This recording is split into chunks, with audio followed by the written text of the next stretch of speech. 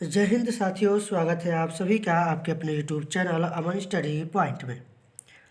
साथियों, हाजिर है केवीएस के मॉडल पेपर के साथ और इस वीडियो में शिक्षा शास्त्र के महत्वपूर्ण 60 प्रश्नों को देखेंगे। इसके पहले पार्ट में हम लोग हिंदी, अंग्रेजी, रीजनिंग और कंप्यूटर के यानी टोटल मिलाकर हम लोग 40 प्रश्नों को देख चुके थे। इसमें हम लोग सामान्य ज्ञान के भी कुछ प्रश्न किए थे, भूगोल के। तो अभी तक आपने वह वीडियो नहीं देखा है तो हमारे चैनल के प्लेलिस्ट में जाकर उस वीडियो को देख लीजिएगा। तो चलिए शुरू करते हैं आज का वीडियो और देखते हैं। और यदि आप सभी को वीडियो पसंद आया तो हम आगे भी इसके मॉडल पेपर आपके लिए लाते रहेंगे। तो आप सभी के ऊपर डिपेंड करता है कि आप लोग वीडियो चाहते हैं कि नहीं। तो आज का पहला प्रश्न है, बच्चे की वृद्धि मुख्यतः संबंधित है। ऑप्शन है यहाँ पर शारीरिक विकास से, सामाजिक विकास से, भावनात्मक विकास से या फिर नैतिक विकास से। तो जहाँ भी वृद्धि की बात की जाए तो कहीं ना कहीं हमारे शारीरिक विकास से संबंधित होती है। तो बच्चे की जो वृद्धि होती है मुख्यतः शारीरिक विकास से ही संबंधित होती है। अगर केवल विकास पूछा जाए तो विकास किससे संबंधित है, तो वह जो है हमारा आकार, सोच, समझ और कौशलों की वृद्धि में जाएगा। अगला प्रश्न देखेंगे, विकास में वृद्धि से तात्पर्य है ज्ञान में वृद्धि, संवेग में वृद्धि, वजन में वृद्धि या फिर आकार, सोच, समझ और कौशलों में वृद्धि। तो यहाँ पर बहुत से लोग कन्फ्यूजन होंगे और डी को आंसर लगाएंगे यहाँ पर। तो डी हमारा यहाँ पर आंसर नहीं होगा, क्योंकि विकास में वृद्धि से तात्पर्य पूछा गया है। तो वृद्धि हमारे वजन में वृद्धि से हो सकता है, शारीरिक वृद्धि। तो ये कहीं ना कहीं वृद्धि के बारे में पूछा गया है, जबकि अगर विकास के बारे में पूछा जाए तो विकास आकार, सोच, समझ और कौशलों में वृद्धि होता है। इसलिए यहाँ पर हम राइट आंसर जो लगाएंगे सी के साथ लगाएंगे। अगला प्रश्न है, वृद्धि को प्रभावित करने वाले कारक है पर्यावरण, स्वास्थ्य, आहार और या फिर ये सभी। तो अगर बात करें यहाँ पर वृद्धि को प्रभावित करने वाले जो कारक हैं, पर्यावरण भी है, स्वास्थ्य भी है, आहार भी है। अगर गर्भधारण के समय भ्रूण बनने से लेकर जन्म लेने तक अगर अच्छे से पौष्टिक जो पोषक तत्व होते हैं अगर एक गर्भवती महिला को न दिया जाए तो वहाँ पर भी जो है वृद्धि प्रभावित हो सकती है।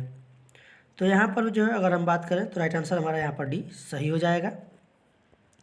अगला प्रश्न देखेंगे, वह अवधि जो वयस्कता के संक्रमण की पहल करती है उसे क्या कहते हैं? मध्य बाल्यावस्था, पूर्व क्रियात्मक अवस्था, बाल्यावस्था की समाप्ति या फिर किशोरावस्था। तो यहाँ पर जो है वयस्कता के संक्रमण की पहल कौन करता है? वयस्क जब 18 वर्ष की उम्र होती है, और जो 18 वर्ष की उम्र होता है वह जो है 12 से 18 किशोरावस्था कहलाता है। यानी राइट आंसर हमारा यहाँ पर जाएगा ऑप्शन डी के साथ। साथियों, अभी तक आपने वीडियो को लाइक और शेयर नहीं किया है तो वीडियो को लाइक कर दीजिए, और आपने जो भी आपके मित्र हैं, सहपाठी हैं, आप उनके पास वीडियो को फटाफट शेयर कर दीजिए।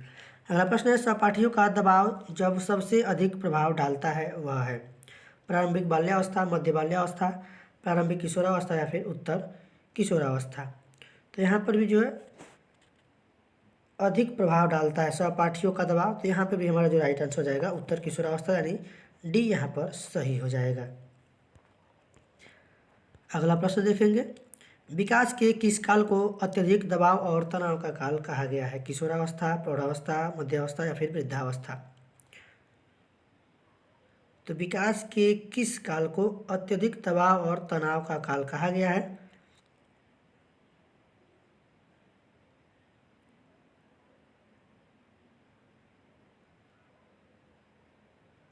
राइट आंसर जो हमारा यहाँ पर जाएगा किशोरावस्था को। और स्टेनले हाल ने जो है किशोरावस्था को तनाव, तूफान और दबाव का काल बताया है। स्टेनले हाल, इसको भी आप याद रखेंगे, यह कथन किसका है? स्टेनले हॉल का है। अगला प्रश्न देखेंगे,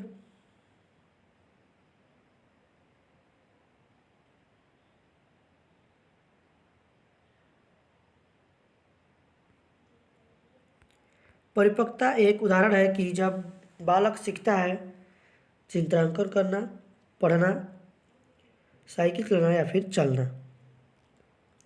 तो परिपक्वता एक उदाहरण है जब बालक सीखता है यानी चलना सीखता है।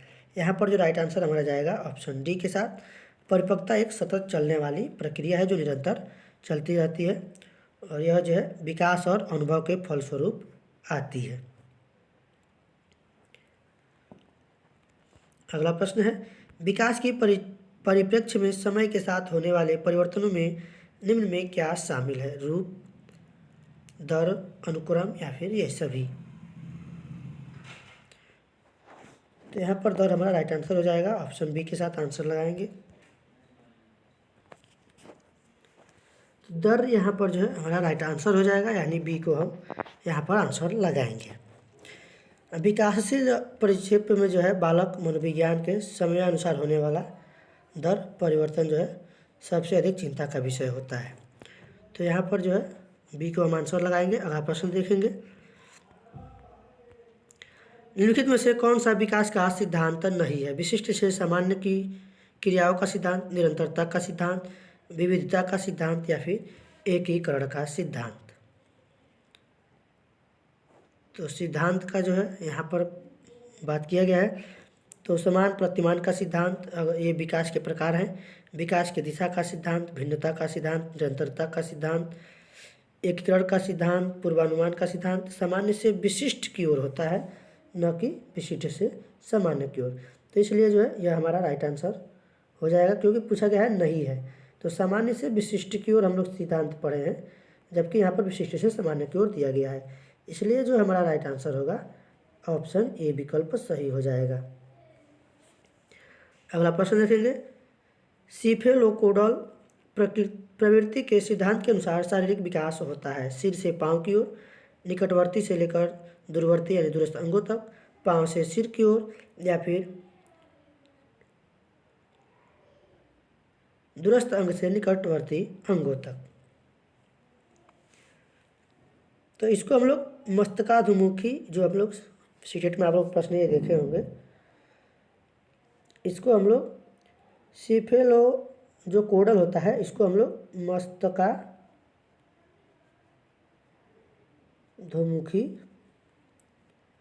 सिद्धांत के नाम से भी जानते हैं। तो यहाँ पर जो है हमारा राइट आंसर हो जाएगा सिर से पांव की ओर। सीटेट में हम लोग ये प्रश्न किए भी हैं। तो यहाँ पर जो है प्रश्न को थोड़ा सा बदल दिया गया है शब्द को, इसलिए हमारा राइट आंसर यहाँ पर ए सही हो जाएगा। सिर से पांव की ओर होता है विकास। अगला प्रश्न देखेंगे, प्रश्न वही है, बस थोड़ा सा उसको बदल दिया गया है। विकास के सिद्धांत के बारे में निम्नलिखित में से कौन सा कथन गलत है? विकास एक परिणात्मक प्रक्रिया है जिसका ठीक ठाक मापन हो सकता है। विकास परिपक्वन और अधिगम पर आधारित होता है। विकास वंशानुगतता और वातावरण के बीच सतत अन्योन्य क्रिया से होता है। प्रत्येक बच्चा विकास के चरणों से गुजरता है, फिर भी बच्चों में व्यक्तिगत भिन्नताएं बहुत सी होती है। तो यहाँ पर अगर हम इस विकल्प में देखें तो सही है, सभी बच्चों में व्यक्तिगत भिन्नताएं पाई जाती है।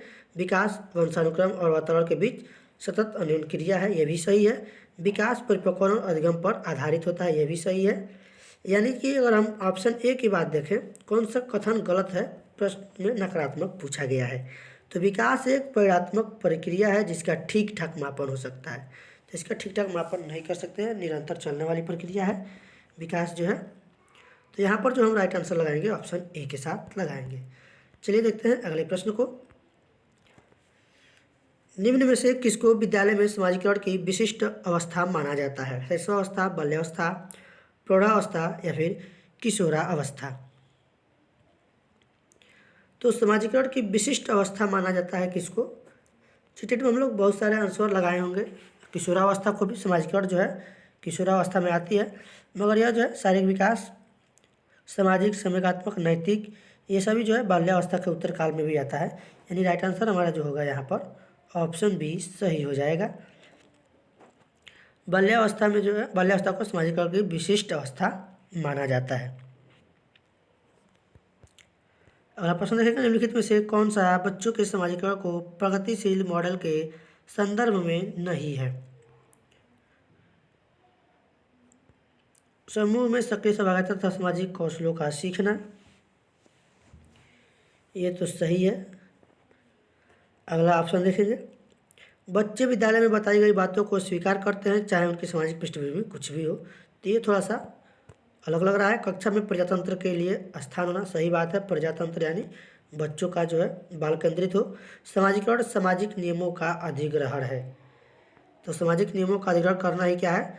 समाजीकरण है, यह भी सही है, ऑप्शन सी भी सही है। जबकि पूछा है कौन सा संदर्भ में सही नहीं है, समाजीकरण को प्रगतिशील मॉडल के संदर्भ में, यानी बच्चे विद्यालय में बताई गई बातों को स्वीकार करते हैं चाहे उनकी सामाजिक पृष्ठभूमि कुछ भी हो। तो यह जो है सही नहीं है, इसलिए हम राइट आंसर जो लगाएंगे ऑप्शन बी के साथ लगाएंगे।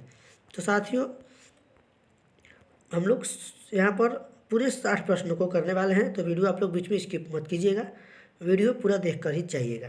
प्रश्न बहुत इंपॉर्टेंट है। स्कूल बच्चों के समाजीकरण की एक ऐसी संस्था है जहाँ प्रमुख स्थान स्कूली बच्चों का होता है, प्रमुख स्थान स्कूल की दिनचर्या का होता है, प्रमुख स्थान स्कूल की गतिविधियों का होता है, या फिर प्रमुख स्थान स्कूल के शिक्षकों का होता है। तो अभी हमने कहा कि जहाँ भी यहाँ पर स्कूल के बारे में बात की गई है, तो यह जो है ऊपर वाले प्रश्न में हमने देखा, तो यहाँ पर जो है स्कूल में बच्चों के समाजीकरण की एक ऐसी संस्था है जहाँ प्रमुख स्थान स्कूली बच्चों का होता है, यानी बाल केंद्रित शिक्षा होती है। तो बाल केंद्रित होना चाहिए ना कि शिक्षा केंद्रित, इसलिए राइट आंसर हमारा यहाँ पर जाएगा ऑप्शन ए के साथ। चलेंगे अगले प्रश्न की ओर। अगला प्रश्न है निम्न में से कौन सा समाजीकरण का निष्क्रिय एजेंसी है, परिवार, इको क्लब, सार्वजनिक पुस्तकालय या फिर स्वास्थ्य क्लब। तो ये प्रश्न हम लोग सीटेट में किए हैं, और यहाँ पर सार्वजनिक पुस्तकालय जो है यह समाजीकरण का निष्क्रिय एजेंसी है, जबकि इको क्लब, स्वास्थ्य क्लब और परिवार ये सभी जो हैं समाजीकरण के सक्रिय एजेंसी हैं। अगला प्रश्न देखेंगे। पियाजे के सिद्धांत के अनुसार प्राक संक्रियात्मक अवस्था की अवधि क्या है, 4 से 8 साल, जन्म से 2 साल, 2 से 7 साल या फिर 5 से 8 साल। तो प्रश्न वही है सीटेट के, बस इनको केवीएस में इनको जो है ऑप्शन को थोड़ा सा हम यहाँ पर अंकों में देखते हैं, यहाँ पर शब्दों में दे दिया गया है। जैसे हम लोग प्रश्न में देखते थे 4 से 8 साल ऐसे दिया गया था, अब इसी को पलट दिया गया है। तो 0 से 2 वर्ष पूर्व संक्रियात्मक अवस्था होती है, 0 से 2 वर्ष संवेदीगामक, और उसी में हम लोग 2 से 6 वर्ष पूर्व संक्रियात्मक, 6 से 11 वर्ष मूर्त संक्रियात्मक, और 11 से 18 12 से 18 अमूर्त संक्रियात्मक। तो इसमें पूछा गया है प्राक संक्रियात्मक अवस्था क्या है पियाजे के अनुसार। तो यहाँ पर जो है 2 से 7 साल दिया गया है, 2 से 6 भी दिया जा सकता है, 2 से 5 भी दिया जा सकता है। तो ऑप्शन में आपको जो भी मिले उसको आप लोग लगाएं। जन्म से 2 वर्ष संवेदीगामक अवस्था होती है, 5 से 8 साल तो कहीं पे ये बताया नहीं गया पियाजे के अनुसार, इसलिए हमारा राइट आंसर हो जाएगा ऑप्शन सी के साथ, यानी सी हमारा ऑप्शन यहाँ पर सही होगा। अगला प्रश्न देखेंगे। पियाजे के संज्ञानात्मक विकास के सिद्धांत से निहितार्थ निकालते हुए एक ग्रेड 6 से 8 के शिक्षक को अपनी कक्षा में क्या करना चाहिए। ऐसी समस्याएं प्रस्तुत करनी चाहिए जिसमें तर्क आधारित समाधान की आवश्यकता होती है। एक अवधारणा को पढ़ाने के लिए केवल तो जहाँ भी आपको सीटेट में केवल मात्र ही जहाँ भी ऐसे निगेटिव टैग वर्ड देखें आपको वहाँ पर प्रश्नों को क्रॉस कर देना है। अगर आपके क्वेश्चन में प्रश्न में सकारात्मक क्वेश्चन पूछा गया है तो यहाँ पर हमको जो है तार्किक बहस के प्रयोग को हतोत्साहित करना यह भी नकारात्मक है, यानी ए ऑप्शन हमारा सही होगा। ऐसी समस्याएं प्रस्तुत करनी चाहिए जिसमें तर्क आधारित समाधान की आवश्यकता होती है, तो इसलिए हमारा ए ऑप्शन यहाँ पर सही होगा। और यह जो है साथियों बिल्कुल नए बुक से नए किताब से आपको प्रैक्टिस सेट कराए जा रहे हैं, जो कि केवीएस पीआरटी के लिए है। यूथ कंपटीशन टाइम्स की जो बुक होती है उसी से ये प्रश्न आपको कराए जा रहे हैं। तो आप लोग ये मत सोचिएगा कि ये पुराने प्रश्न हैं, ये आपको नए एग्जाम को केवीएस की नई भर्ती के नए सिलेबस के आधार पर प्रश्न आपको कराए जा रहे हैं, और इसमें टोटल 180 प्रश्न के प्रैक्टिस सेट है। तो आप लोग देखेंगे तो आप लोगों को खुद ही पता चलेगा और विश्वास हो जाएगा। निम्न सिद्धांतों में से कौन बच्चे के बौद्धिक विकास के 4 चरणों यानी संवेदी चालक, पूर्व परिचालन, सुदृढ़ परिचालन एवं औपचारिक परिचालन को चिन्हित करता है। एरिक्सन का मनोसामाजिक विकास का सिद्धांत, तो हम लोग अभी इसके पहले ही प्रश्न देखे हैं पियाजे का, जीन पियाजे जी का। उसमें हमने अभी प्रश्नों के जो 4 अवस्थाएं हैं, पूर्व संक्रियात्मक, संवेदीगामक, मूर्त संक्रियात्मक, अमूर्त संक्रियात्मक, चारों अवस्थाएं हमने देखा। तो हमको यहाँ पर किसी को ऑप्शन यहाँ पर नहीं लगाना है, राइट आंसर हमको सीधा ऑप्शन सी के साथ लगाना है। किसके साथ? जीन पियाजे के साथ।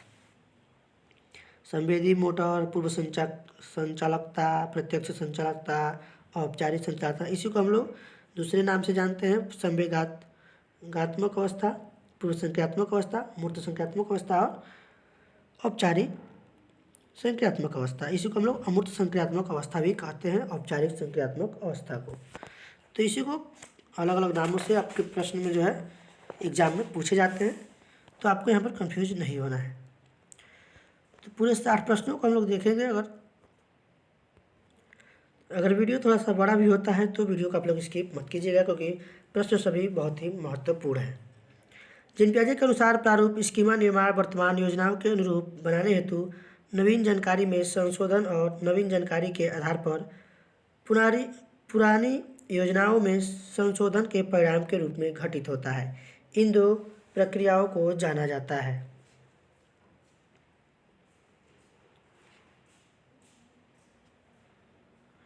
जिन पियाजे के अनुसार प्रारूप स्कीमा, तो यहाँ पर स्कीमा से भी प्रश्न पूछा गया है और ये प्रश्न सीटेट में भी पूछे गए थे। समावेशन और अनुकूलन के रूप में, सामीकरण और संशोधन के रूप में, समावेशन और समायोजन के रूप में, या फिर समायोजन और अनुकूलन के रूप में। तो जिन पियाजे के अनुसार प्रारूप यानी स्कीमा निर्माण वर्तमान योजनाओं के अनुरूप बनाने हेतु नवीन जानकारी में संशोधन और नवीन जानकारी के आधार पर पुरानी योजनाओं में संशोधन के परिणाम के रूप में घटित होता है, इन दो प्रक्रियाओं को किसके नाम से जाना जाता है? समावेशन और समायोजन के रूप में जाना जाता है। यानी राइट आंसर हम यहाँ पर लगाएंगे ऑप्शन सी के साथ। अगला प्रश्न देखेंगे, प्रचलित योजनाओं में नई जानकारी जोड़ने को किस नाम से जाना जाता है? समायोजन, साम्याधारण, आत्मसातकरण या फिर संगठन। तो प्रचलित योजनाओं में जब कोई नई जानकारी जोड़ी जाती है तो उसे जो है हम आत्मसातकरण कहते हैं। और आत्मसातकरण की अगर बात करें, आत्मसातकरण यानी राइट आंसर तो हमारा यहाँ पर सी के साथ जाएगा। तो आत्मसातकरण का जो अर्थ होता है यानी नवीन जानकारियों को पूर्व प्रचलित योजना में यथावत व्यवस्थित करना। तो यहाँ पर इसलिए हमारा राइट आंसर सी जाएगा। अगला प्रश्न देखेंगे, भाषा के विकास में आंतरिक भाषण की अवधारणा इनके द्वारा आरंभ की गई थी। किनके द्वारा? भाषा के विकास में। तो चोम्स्की, पियाजे, वाइगोत्स्की, स्किनर। तो ये भाषा से संबंधित जो प्रश्न है आपका आंतरिक भाषण की अवधारणा पूछा गया है। तो भाषा से एक प्रश्न हम लोग चोम्स्की भी लगाते हैं, मगर यहाँ पर जो हमारा आंसर जाएगा ऑप्शन सी के साथ, यानी वाइगोत्स्की के साथ। क्योंकि भाषा के विकास में आंतरिक भाषण यानी इनर जो स्पीच होता है, इसकी अवधारणा वाइगोत्स्की के द्वारा आरंभ की गई थी। और एक भाषा विकास का सिद्धांत चोम्स्की ने भी दिया था। सीटेट में हम लोग ये प्रश्न बहुत बार किए हैं। तो जहाँ भी आपसे आंतरिक भाषण की अवधारणा पूछी जाए तो यहाँ पर हमको वाइगोत्स्की लगाना है, और भाषा का सिद्धांत अगर केवल पूछा जाए तो यहाँ पर हम लोग चोम्स्की को लगाएंगे। अगला प्रश्न देखेंगे, यह तथ्य कि बच्चों को सांस्कृतिक रूप में प्रासंगिक ज्ञान की आवश्यकता होती है निम्नलिखित में से किस व्यक्ति से संबंधित है? Charles Darwin, B F. Skinner, Urie Bronfenbrenner या फिर लिव वाइगोत्स्की। तो यहाँ पर जो है सामाजिक सांस्कृतिक जहाँ भी आए, सांस्कृतिक हम लोग देख रहे हैं, तो ये हमारा ट्रिक है कि जहाँ भी सांस्कृतिक की बात की जाए, सामाजिक सांस्कृतिक की बात की जाए तो हम लोग वाइगोत्स्की को लगाएंगे। अगर केवल सामाजिक बात की जाए तो वो जो है हम लोग पियाजे के साथ लगाते हैं, और जहाँ भी सांस्कृतिक दिखे हम लोग फटाक से आंसर लगाएंगे वाइगोत्स्की को, क्योंकि सीटेट में हम लोगों ने यह प्रश्न बहुत बार पढ़ा है। अगला प्रश्न देखेंगे, आकलन के बारे में निम्नलिखित कथनों में से कौन सही नहीं है? आकलन से विद्यार्थियों को यह सहायता मिलनी चाहिए कि वे अपनी शक्तियों और रिक्तियों को देख सके और शिक्षा तदनुसार उन्हें ठीक कर सके। सकारात्मक आंसर है, सकारात्मक दिख रहा है। आकलन तभी सार्थक होता है जब विद्यार्थियों का तुलनात्मक मूल्यांकन हो, यह गलत बात है। आकलन केवल, जहाँ भी केवल दिखे उसको गलत लगा देना है। आकलन तब तक उद्देश्यपूर्ण नहीं हो सकता जब तक कि उसे भय और चिंता का संचार न हो, ये भी हमारा गलत दिखाई दे रहा है। तो आकलन तभी सार्थक होता है जब विद्यार्थियों में तुलनात्मक भी मूल्यांकन हो। तो यहाँ पर ऑप्शन दो दिए गए हैं, तो हम बताना है, यहाँ पर कूट दिया गया है और कूट के हिसाब से हमको विकल्प दिया गया है। तो इसमें हमको जो है दो विकल्प कोई लेना पड़ेगा, क्योंकि यहाँ पे 1 और 2, 2 और 3, 2 और 4 और 1 और 3 पूछा गया है। तो चलिए यहाँ पर थोड़ा सा एक और ऑप्शन हम लोग देख लेते हैं। आकलन केवल स्मरण शक्ति का ही नहीं, देखिए हम लोग बीच में यहाँ पर ध्यान नहीं दिए, केवल तो है, परंतु यहाँ पर शक्ति का ही नहीं, बोधन और अनुप्रयोग का भी होना चाहिए। यानी पहला तो हमारा सकारात्मक था, पॉजिटिव, और तीसरा भी पॉजिटिव है। इसलिए राइट आंसर हम यहाँ पर लगाएंगे ऑप्शन डी के साथ। पहला और तीसरा हमारा यहाँ पर ऑप्शन सही हो जाएगा। इसलिए अगर कूट वाले प्रश्न पूछे जाएँ तो हमें जल्दीबाजी में आंसर नहीं लगाना है, पूरे ऑप्शन को बिल्कुल ध्यान से देखकर ही लगाना है। अगला प्रश्न है, अधिगमकर्ताओं की उपलब्धि का आकलन शिक्षकों की सहायता करता है। अधिगमकर्ताओं के प्रदर्शन का रिकॉर्ड रखने में, शिक्षण अधिगम विधियों की प्रभावशीलता का मूल्यांकन करने में, कक्षाओं में अधिगमकर्ताओं के दक्षता समूह बनाने में, या फिर शिक्षण के लिए गतिविधियां की सूची तैयार करने में। तो यहाँ पर जो हम राइट आंसर लगाएंगे सबसे सकारात्मक ऑप्शन के साथ लगाएंगे। यानी अधिगमकर्ताओं की उपलब्धि का आकलन शिक्षकों की सहायता किस में करता है? यह जो है शिक्षण अधिगम की विधियों की प्रभावशीलता का मूल्यांकन करने में, कि हमने जो शिक्षण कराया है वह कितना जो है प्रभावशाली रहा है। यहाँ पर राइट आंसर हम लगाएंगे ऑप्शन डी के साथ। अगला प्रश्न देखेंगे, निम्न में से कौन सा अच्छे शिक्षण की विशेषता नहीं है? स्वेच्छाचारी, जनतांत्रिक। तो शिक्षा जो है सहानुभूतिपूर्ण होनी चाहिए, जनतांत्रिक होनी चाहिए, वांछनीय सूचनाएं देने वाला भी होना चाहिए, जबकि स्वेच्छाचारी नहीं होना चाहिए। इसलिए राइट आंसर हमारा यहाँ पर जाएगा ऑप्शन ए के साथ। अगला प्रश्न देखेंगे, निम्नलिखित में से कौन सी गतिविधियाँ शैक्षणिक विश्लेषण के पूर्व सक्रिय चरण में शामिल है? सीखने के परिणामों को बताते हुए प्रवेश क्षमता का पता लगाना। तो यहाँ पर सीखने के प्रकार की पहचान करना, ऑप्शन यहाँ पर ए बी सी डी कुट के रूप में यहाँ पर प्रश्न दिया गया है। तो जल्दीबाजी में प्रश्न को आंसर हम लोग नहीं लगाएंगे, बिल्कुल ध्यान से प्रश्न को देखते हुए यहाँ पर हम लोग आंसर लगाएंगे। तो यहाँ पर अगर बात करें, तीनों जो ऑप्शन दिया गया है, सीखने के परिणामों को बताते हुए प्रवेश क्षमता का पता लगाना चाहिए, जरूरी है, सीखने के प्रकार की भी पहचान करनी चाहिए, यानी तीनों विकल्प जो है यहाँ पर सही है। तो ऑप्शन ए हमारा यहाँ पर सही हो जाएगा। अगला प्रश्न है, मनोचिकित्सा डोमेन से क्या तात्पर्य है? मानसिक कौशल, शारीरिक कौशल, भावनात्मक कौशल, या फिर मानसिक या शारीरिक कौशल। तो यहाँ पर मनोचिकित्सक डोमेन या मनोचालक पक्ष का संबंध, इसको हम लोग मनोचालक पक्ष भी कहते हैं, इसको मनोचिकित्सक को। इसका संबंध जो है मानसिक या शारीरिक कौशल से होता है।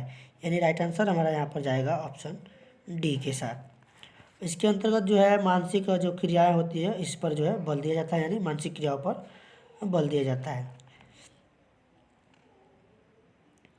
और अगर यहीं पर अगर इससे आपसे बात की जाए कि जो मनोचालक या फिर मनोचिकित्सक पक्ष है, इससे जो है शैक्षिक उद्देश्यों का वर्गीकरण किसने किया था? सिम्पसन, जो मनोवैज्ञानिक है, सिम्पसन ने किया था। कब? 1966 ईस्वी में।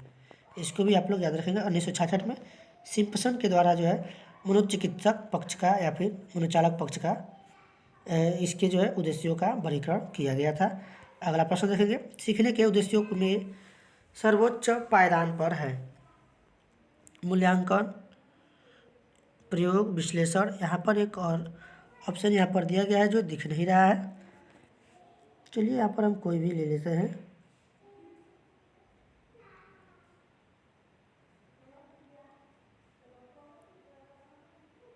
तुलना, कुछ भी हम लोग यहाँ पर एक ऑप्शन रख लेते हैं। चलिए, तो सीखने के उद्देश्यों के सर्वोच्च पायदान पर क्या होता है?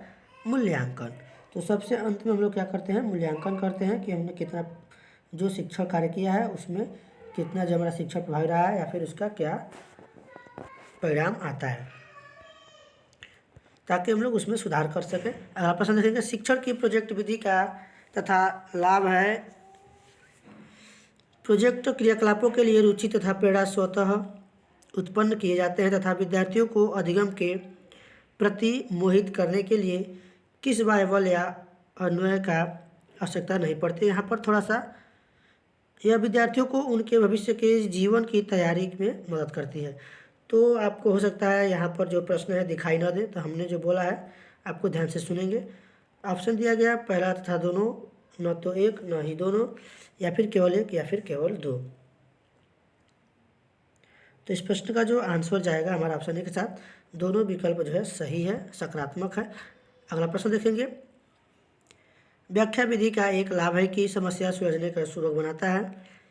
समस्या सुलझाने को सुगम बनाता है, आसान बनाता है, या फिर विद्यार्थियों में उच्च अभिग्राह्यता होती है। यह एक लघु अवधि तथ्यात्मक सूचना का बड़ा भाग प्रकट करता है, या फिर उपरोक्त सभी।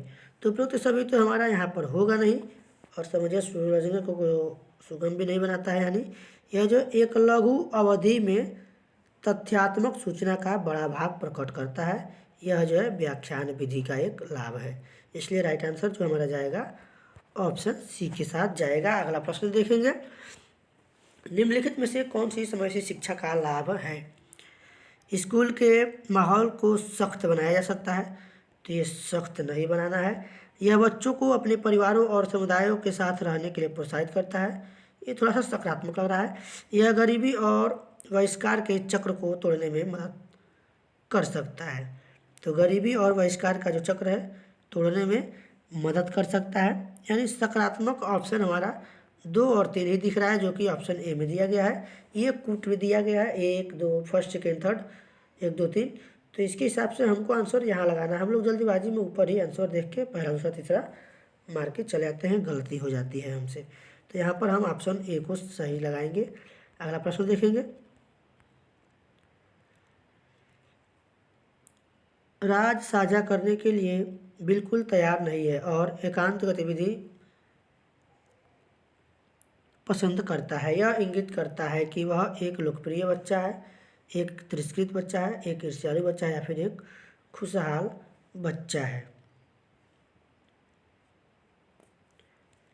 तो यहाँ पर जो है राज साझा करने के लिए बिल्कुल तैयार नहीं होता, यानी यह जो एक तिरस्कृत बच्चा है। इसलिए राइट आंसर जो हम यहाँ पर लगाएंगे ऑप्शन बी के साथ।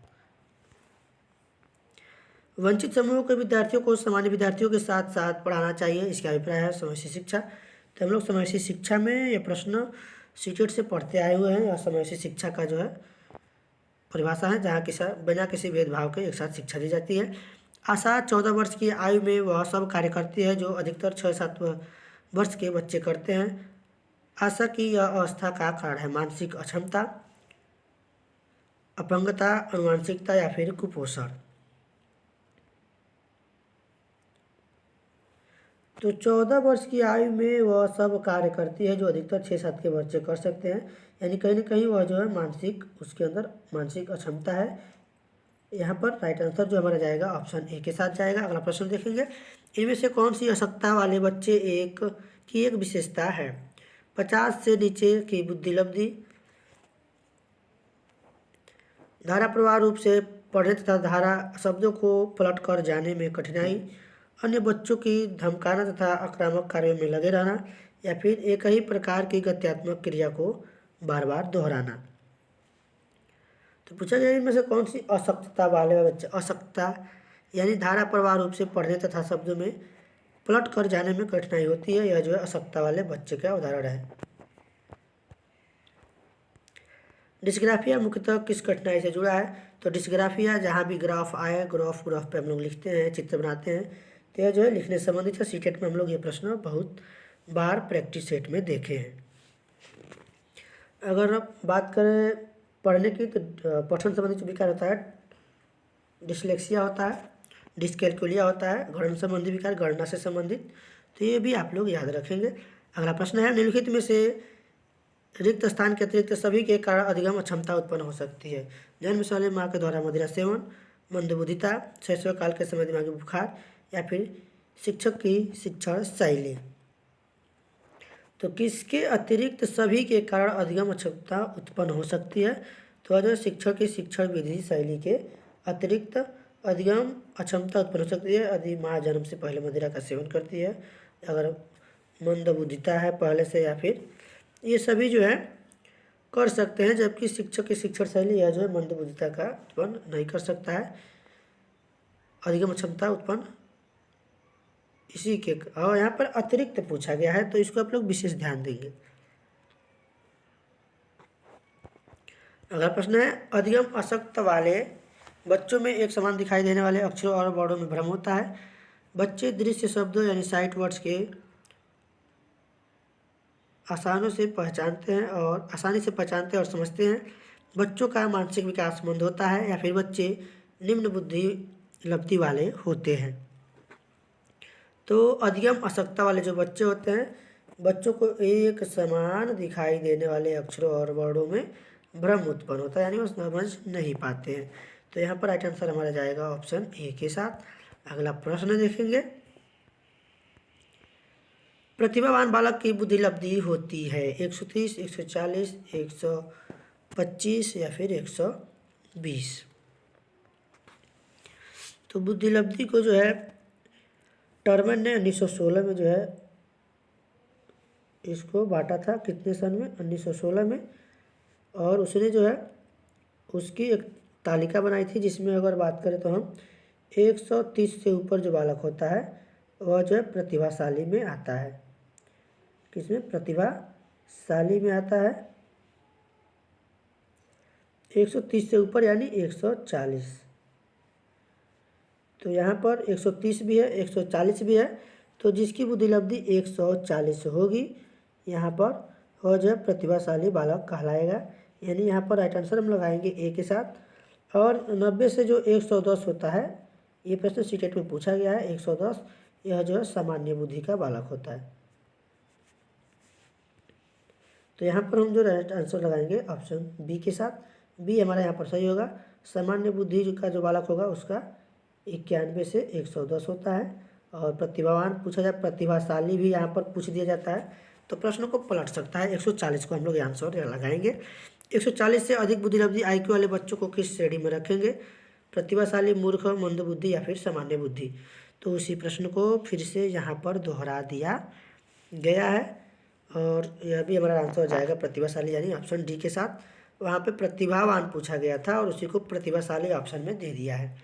अगला प्रश्न देखेंगे, एक शिक्षक द्वारा नियोजित पाठ्यक्रम के मूल्यांकन में क्या भूमिका निभाई जाती है?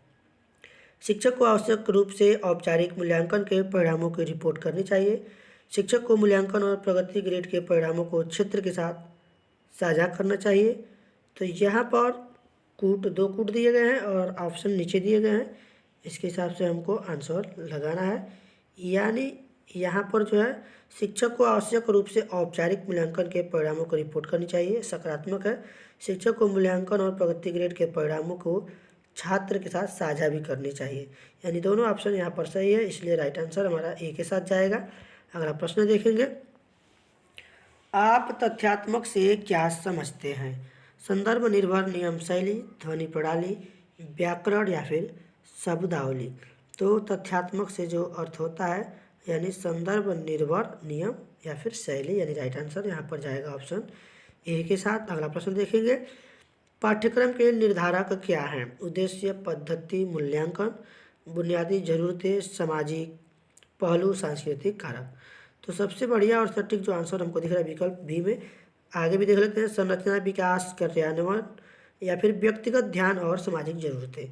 तो यहाँ पर सामाजिक पहलू भी होना चाहिए, बुनियादी जो ज़रूरतें हैं बेसिक वो भी होनी चाहिए और सांस्कृतिक कारक भी होना चाहिए। यानी राइट आंसर हमारा यहाँ पर ऑप्शन बी के साथ जाएगा। अगला प्रश्न देखेंगे, साथियों अभी तक आपने वीडियो को शेयर नहीं किया है तो अपने सभी दोस्तों के पास शेयर कर दीजिएगा। पाठ्यक्रम संप्रत्यय से तात्पर्य है शिक्षण अधिगम सामग्री, शिक्षण व्यूह रचनाएं, मूल्यांकन या फिर उपरोक्त सभी। तो यहाँ पर जो है पाठ्यक्रम संप्रत्यय से तात्पर्य शिक्षण अधिगम सामग्री से भी है, शिक्षण व्यूह रचनाएं भी है और मूल्यांकन भी अंत में हम लोग करते हैं। यानी राइट आंसर हमारा डी यहाँ पर सही हो जाएगा। अगला प्रश्न है, निम्नलिखित में से कौन सा बच्चों के अधिकार हैं? उचित स्वास्थ्य सेवाएं प्राप्त करना, जीवन का अधिकार, माता पिता की देखभाल के लिए, मातृभाषा की बुनियादी शिक्षा प्राप्त करना। तो 85 नंबर प्रश्न में अगर हम देखें तो हमारे चारों जो ऑप्शन कूट यहाँ पर दिए गए हैं सभी सकारात्मक हैं और यह जो है ऑप्शन डी में चारों दिए गए हैं। यानी राइट आंसर हमारा यहाँ पर जाएगा ऑप्शन डी के साथ। यह जो है बच्चों के अधिकार हैं जो चारों भी कूट सही है। अगला प्रश्न है, शिक्षा पर पहला एशियाई सम्मेलन कब आयोजित किया गया था? 14 से 19 अगस्त 1971, 14 से 19 जून 1971, 14 से 19 दिसंबर 1971 या फिर 14 से 19 सितंबर 1971 तक। तो शिक्षा पर पहला एशियाई सम्मेलन जो है यह संयुक्त रूप से शिक्षकों के संघ और शिक्षण के लिए अंतर्राष्ट्रीय शिक्षा परिषद आईसीईटी के द्वारा, किसके द्वारा? आईसीईटी के द्वारा, यानी इंटरनेशनल जो होता है अंतर्राष्ट्रीय, यानी अंतर्राष्ट्रीय शिक्षा परिषद के द्वारा 1971 में किया गया था। और 1971 तो चारों ऑप्शन में दिए गए हैं, तो यह जो है 14 से 19 जून, तो 14 से 19 जून हमारा ऑप्शन बी में दिया गया है। यह जो है 14 से 19 जून को किया गया था। राइट आंसर हमारा जाएगा ऑप्शन बी के साथ। अगला प्रश्न देखेंगे। जब 1813 में ब्रिटिश भारत आए तो प्राथमिक विद्यालयों में उनके द्वारा शुरू की गई शिक्षा का माध्यम क्या था? ओरिएंटल, अंग्रेजी, हिंदी या फिर क्षेत्रीय भाषा? अब ये प्रश्न बहुत ही बढ़िया है, और यहाँ पर जो है कभी भी बच्चे की अगर उसकी मातृभाषा है, चाहे क्षेत्रीय भाषा है, मदर टंग जिसको हम लोग बोलते हैं, तो मातृभाषा में ही शिक्षा दी जानी चाहिए। तो 1813 में जो है जब ब्रिटिश भारत आए थे तो चार्टर एक्ट लागू हुआ था, जिसमें उसके तहत जो है गवर्नर जनरल को भारतीय शिक्षा पर 1 लाख रुपए खर्च करने का अधिकार दिया गया। तभी जो है प्राच्य और पाश्चात्य जो शिक्षा में जो लड़ाइयाँ चालू हुई थी, उस पर लोग अपने हक की मांग कर रहे थे। तो यहाँ पर जो है क्षेत्रीय भाषा को जो है दिया गया था, इसी को माना गया था। यानी राइट आंसर हमारा जो जाएगा ऑप्शन डी के साथ चला जाएगा। जो माध्यम था वह क्षेत्रीय भाषा ही था, इसलिए हम यहाँ पर डी लगाएंगे। अंग्रेजी आए थे तो हम लोग अंग्रेजी यहाँ पर गलती से न लगा दें।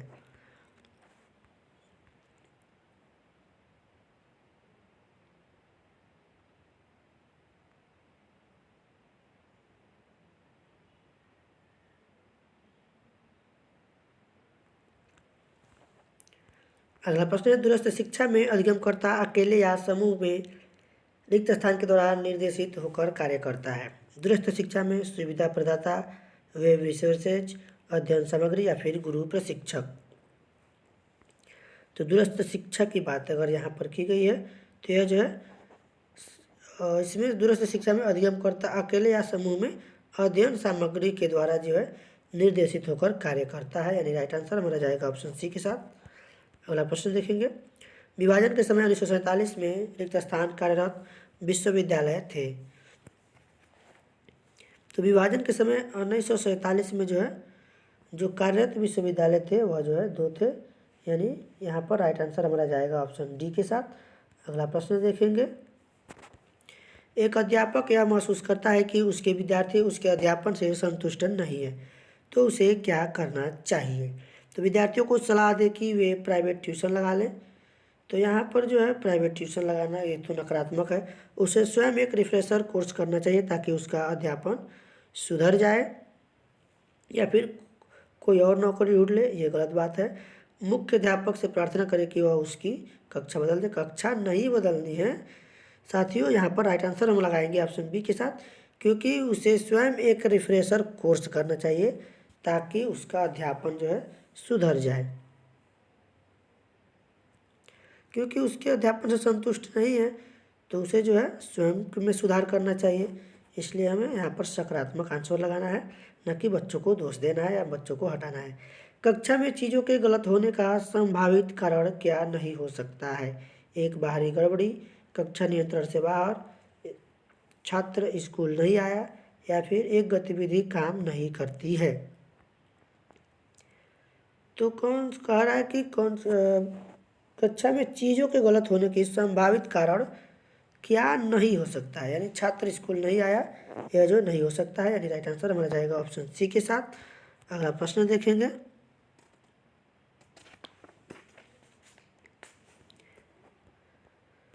सामुदायिक निम्नलिखित में से किस पर एक वॉचडॉग है? सरकार पर, लोगों पर, समाज पर या फिर स्कूल पर?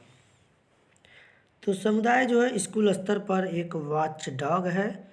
यहाँ पर जो राइट आंसर हम लगाएंगे ऑप्शन डी के साथ, क्योंकि समुदाय जो है समुदाय शिक्षा के उद्देश्यों का निर्माण करता है। अब अगला प्रश्न देखेंगे, स्कूल में जोखिम कारक क्या है? छात्रों का स्वास्थ्य, असुरक्षित पानी, अस्वच्छता और खराब हाइजीन, स्कूल परिसर या फिर शिक्षकों का रवैया। तो यहाँ पर इस प्रश्न का जो राइट आंसर हम लगाएंगे, स्कूल में जोखिम कारक क्या है? असुरक्षित पानी, अस्वच्छता और खराब हाइजीन, ये जो है स्कूल में जोखिम कारक है। राइट आंसर हमारा जो जाएगा ऑप्शन नंबर बी के साथ जाएगा। अगला प्रश्न देखेंगे, प्राथमिक स्कूल शिक्षक की प्रमुख जिम्मेदारी प्रभावी ढंग से संवाद करना है ताकि, अब यहाँ पर कूट 4 दिए गए, इसके हिसाब से आंसर लगाना है। प्रबंधन से संबंधित मुद्दों के बारे में स्कूल प्रबंधन की कठिनाइयों और समस्याओं को सूचित करना, तो काफ़ी सकारात्मक है। चलिए आगे भी ऑप्शन हम लोग देखते हैं। माता पिता के साथ प्रभावी और विश्वसनीय बंधन बनाने के लिए, ये भी सकारात्मक है। स्कूल और घर के बीच दो तरफा माध्यम बनाने के लिए, और डी ऑप्शन में दिया गया है कि स्कूल कार्यक्रमों और छात्र प्रगति के बारे में परिवारों के साथ। तो कहा गया है प्रश्न में यहाँ पर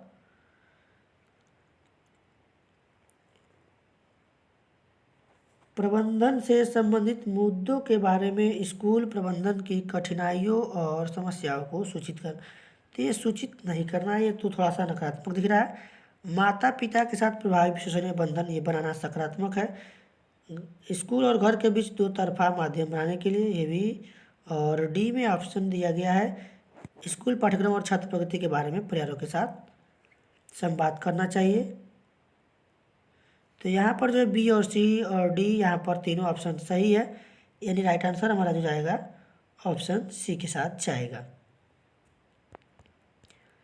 अगला प्रश्न देखेंगे, समाज के एक एजेंट के रूप में स्कूल का प्राथमिक कार्य है सामाजिक स्थिरता बनाए रखना, बच्चों में व्यावसायिक सक्षमता का पर्याप्त स्तर विकसित करना, बच्चे को जीवन के लिए तैयार करना, या फिर बच्चों को अपने परिवेश को समझने में मदद देना, अवसर देना, या फिर सहायता करना।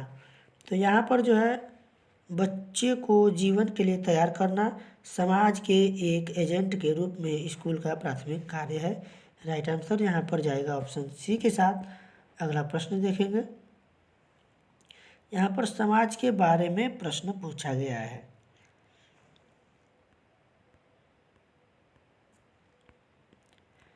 एक प्रश्न पत्र का निर्माण करने के पश्चात अध्यापक यह जानना चाहता है कि क्या इससे उन विशिष्ट अधिगम उद्देश्यों का परीक्षण हो जाएगा जो उस पाठ्यक्रम के लिए निर्धारित किए गए थे। बताइए वह अध्यापक निम्नलिखित में से किससे संबंध है? परीक्षण की वैधता, विषय वस्तु का विस्तार, परीक्षण की विश्वसनीयता, या फिर परीक्षण की वस्तुनिष्ठता। तो यहाँ पर जो है ये परीक्षण की वैधता को जांच रहा है। यहाँ पर राइट आंसर हमारा जो जाएगा ऑप्शन ए के साथ। अगला प्रश्न देखेंगे, किसी भी परीक्षण में अगर हम बात करें तो एक महत्वपूर्ण विशेषता उसकी वैधता होती है। अगर हम किसी परीक्षण को बार बार करते हैं और बार बार सेम आंसर उत्तर आता है तो उसकी विश्वसनीयता कहलाती है। अगला प्रश्न है, एक 7 साल का विद्यार्थी क्लास स्तर के हिसाब से नहीं पढ़ सकता है।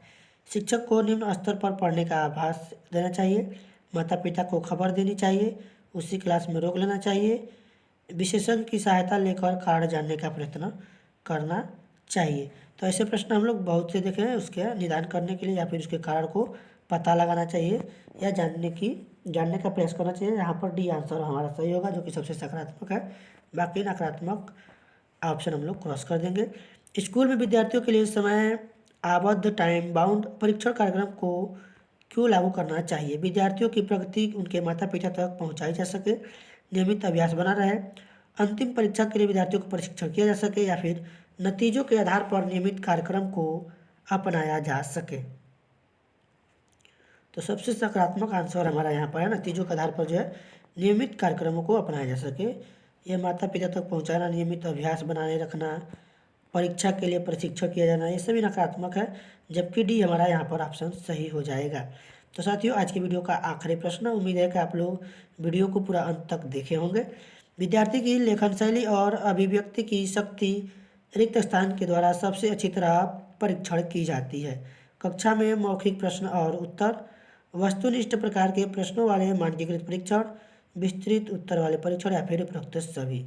तो यहाँ पर विद्यार्थियों को लेखन शैली और अभिव्यक्ति की शक्ति किसके द्वारा अच्छी तरह परीक्षण की जाती है? तो विद्यार्थियों को जो है विस्तृत उत्तर वाले परीक्षण से जो है लेखन शैली और अभिव्यक्ति शक्ति का जो है अच्छी तरह से परीक्षण किया जाता है। तो आंसर यहाँ पर जाएगा ऑप्शन सी के साथ। तो साथियों, इसी के साथ वीडियो समाप्त हुआ। और वीडियो कैसा लगा कमेंट बॉक्स में ज़रूर बताएं। वीडियो पसंद आया हो तो वीडियो को लाइक और शेयर करें, और चैनल पर पहली बार हैं तो चैनल को सब्सक्राइब करें। तो साथियों, आप सभी के लिए KBS PRT के और भी हम मॉडल पेपर लेकर आएंगे, और आप जो है हमारे चैनल के साथ जुड़ जाइएगा। और आज की वीडियो में बस इतना ही। धन्यवाद। जय हिंद।